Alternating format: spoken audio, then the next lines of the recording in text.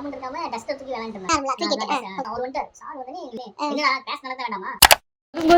Break time 10th படிக்கும்போது பாத்தீங்கன்னா எல்லா கிளாஸ்க்கும் செப்பரேட்டா விடுவாங்க பிரேக். நான் படிக்கிறதுனால கொஞ்சம் ஃப்ரீ ஆயிட்டு வாங்கடா அப்படின்னு சொல்லிட்டு 10 to 20 மினிட்ஸ் சுற்றுவாங்க. போயிட்டோம் பிரேக் போயிட்டோம். நாங்க ஒரு 5 பீரியட் போயிட்டு டக்குன்னு வந்துட்டோம். கிளாஸ்க்குள்ள வந்து பாத்தீங்கன்னா இவனுங்க கம்முன்னு இருக்காம டஸ்டர் தூக்கி விளையாண்டுட்டு இருந்தாங்க. நார்மலா கிரிக்கெட் பில்டிங் பாத்தீங்கன்னா ஷட்டரா தான் இருக்கும். சரி.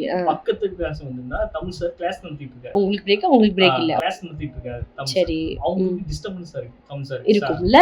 ஷட்டர்ல துபால்னு சவுண்ட் கேக்கும்போது அவருக்கு டிஸ்டர்பன்ஸா இருக்கு. சரி அப்புறம் என்னாச்சு? அவர் வந்துட்டாரு. சார் வந்தனே எங்களுக்கு அங்க அமைதியா இருந்து தெரிஞ்சு போச்சு. ஐயோ வராங்களா சார் அப்படின்னு சொல்லிட்டு இவனுங்க ரெண்டு அதே பிளேஸ் நின்னுட்டானுங்க. நான் படுத்து தூங்கிட்டேன். நீ நடிகண்டா நான் அப்படியே நடிச்சு படுத்து தூங்கிட்டேன். வந்துட்டாரு உள்ள வந்தனே என்னடா கிளாஸ் நடத்த வேண்டாமா கம்ப்யூட்டர் கத்திட்டு இருக்க அவன் தூங்கிட்டு இருக்கிறான் எழுப்பிடு அப்படின்னு சொல்லி நான் எழுதிட்டேன். சார் போங்க எல்லா பிரின்சிபல் ரூம் போங்க. ஓகே அப்புறம் என்னாச்சு போனீங்களா? போயிட்டோம். அங்க பாத்தீங்கன்னா கிளாஸ் கும்பலே நிக்குது. கும்பலாவா? பிரேக் போனாங்கல்ல பாதி பேரு. சரி அந்த கும்பல் அங்கே நிக்குது.